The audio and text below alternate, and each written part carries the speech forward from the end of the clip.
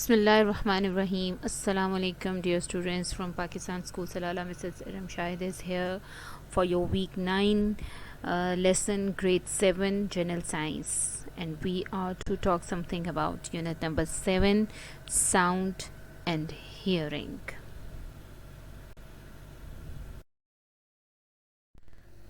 So here students, today we have to see our topic from unit number 7 on page number 90 to 91, that is seeing sounds. As you can see sound in this monitor. We will all learn this, what is this device, and we will see all about seeing sounds. And then another part of our video, second part of our video, is how do we hear sound. In this part we will understand how human ear can hear sound. So dear students, you will see here seeing sounds. So you can see sound waves. As you can see, they are sound waves, they are just blinking.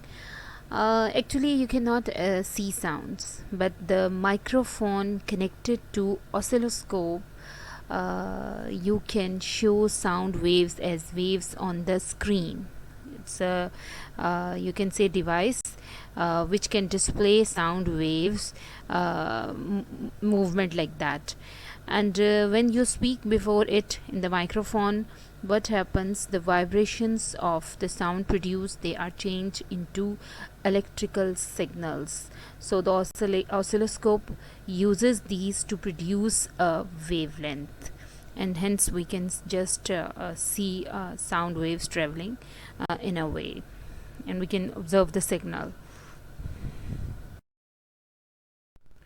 Dear students, here are some examples of working of oscilloscope. As you can see, oscilloscope is a device which can convert vibrations into electrical signal, and then we can see a wavelength appear onto the device. This is a monitor of this device, and we can just see sound moving. As you speak something into the microphone, it will display this kinds of waves over here. So let's see the examples and what we can have conclusion by looking up this wavelength. So we can see here that in this case particular, as you can see a monitor that is on your book, page number 90. You can see here it's telling about amplitude. So you can see there are two waves onto the oscilloscope monitor. One wave have got greater amplitude, and the other wave have got lower amplitude. So clearly we can see two types of waves with two different height of sound waves. So sound height is actually amplitude. So we can measure amplitude, and that can be giving us conclusion if there is greater amplitude, as in this case you can say the sound produced is louder sound. And in the another second monitor where the amplitude is lesser or shorter, you can see this sound is feeble sound, that is not so much high as compared to this height of amplitude.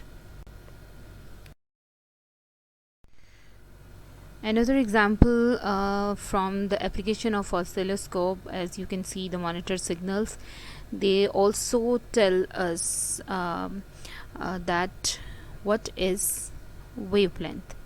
As you can see here, again there are two types of waves. The first monitor of oscilloscope is giving us quite greater number of waves as compared to here a lesser number of waves. So what does indicate? This indicates the phenomena that if there are higher wavelength or greater you can say greater numbers of waves passing per second, or you can say more number of waves are here onto the screen, it indicates high pitch of the sound. So and hence is related with the high frequency of a sound. So high pitch, high frequency, and more wavelength is there. And if there are less waves, so what does it conclude? It concludes low pitch. Low pitch means Exactly, it means low frequency, less number of waves. So again, if we could recall, is high pitch, high frequency, greater number of waves, more number of waves, you can say. Low pitch, low frequency, less number of waves. So they are interlinked, and these waves display onto the oscilloscope clearly tells about high pitch and low pitch sound.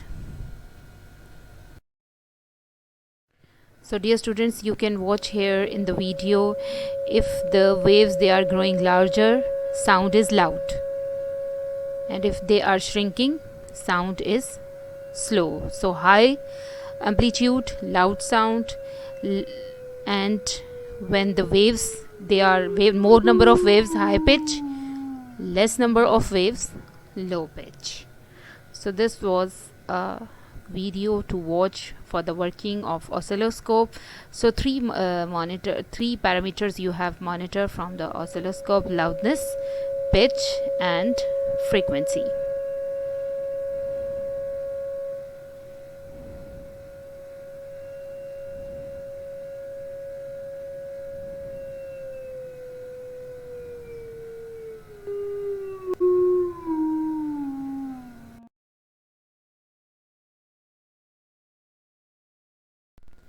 So next part of our video lesson is we have to see how do we hear sound.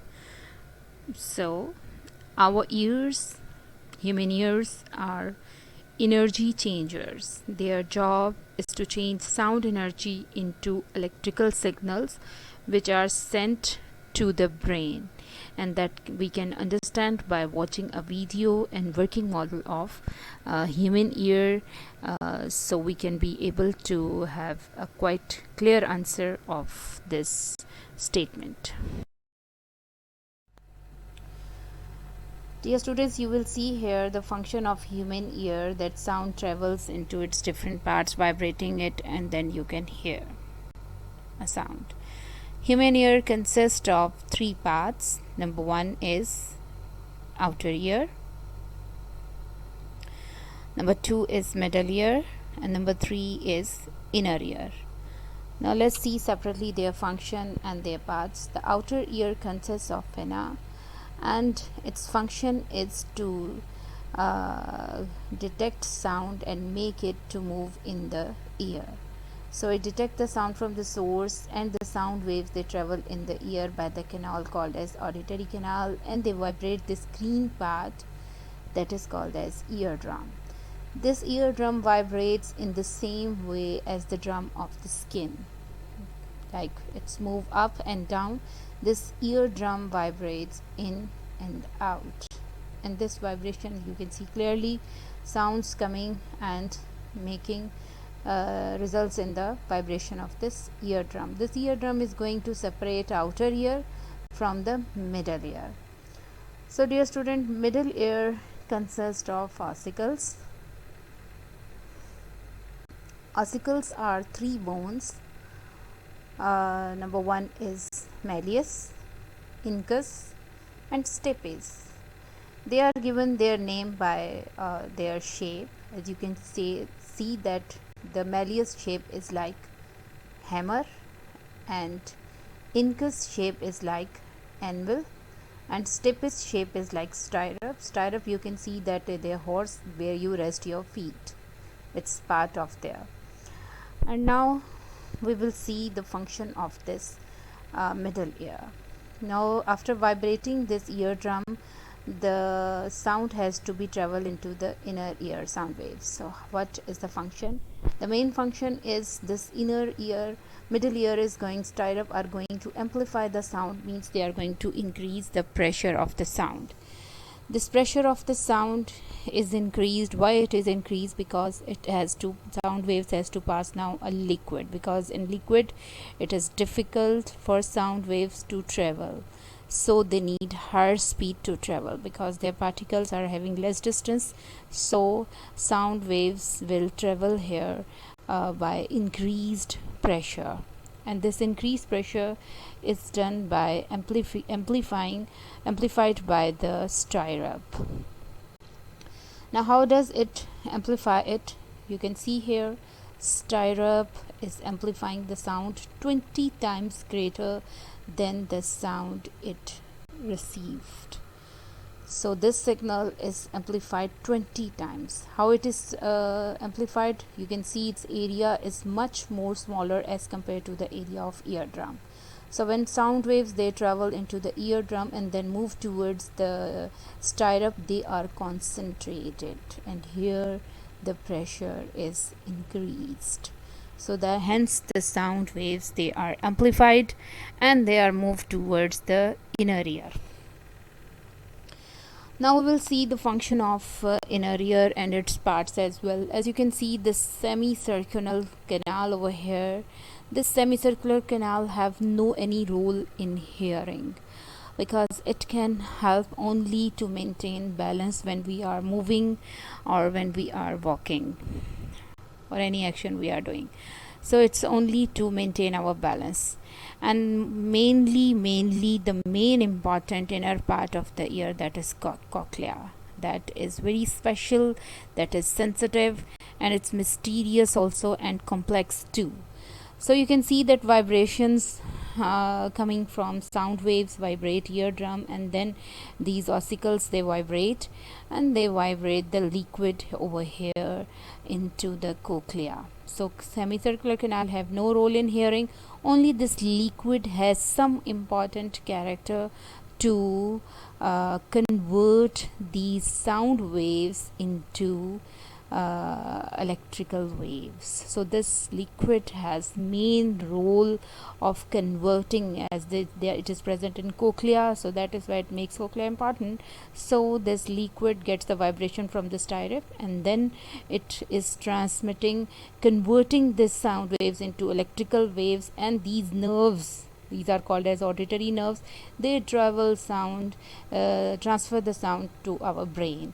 And then brain have a super sensitivity to detect any finest loudness or frequency of a sound. It can detect how sound is louder and how or it is feeble, and if it is having high frequency or low frequency sound. In this way, human ear, it work by getting sound waves vibrations, vibrating the parts, and then vibrations, sound waves vibrations, they are converted into electrical signals, and these electrical signals by this auditory nerve, they are transferred to our brain, and then we can hear. Let students revise our parts of human ear. It's external ear, middle ear, and internal ear. External ear have ear flap called pinna, then ear canal, auditory canal, and then eardrum that is vibrating. And middle ear have again three parts: hammer, anvil, and stirrup. Internal ear again have three parts: semicircular canal, cochlea, and nerves that send electrical signal to brain. Dear student, you have an activity to draw different parts of ear in your notebook and label them according to labeling given in your book. You will write your name of the diagram over here, that is human ear. Then it's three parts: outer ear or external ear, then middle ear, and then internal or inner ear, and the different parts you have learned. That is your activity. First you will draw and then you will label it.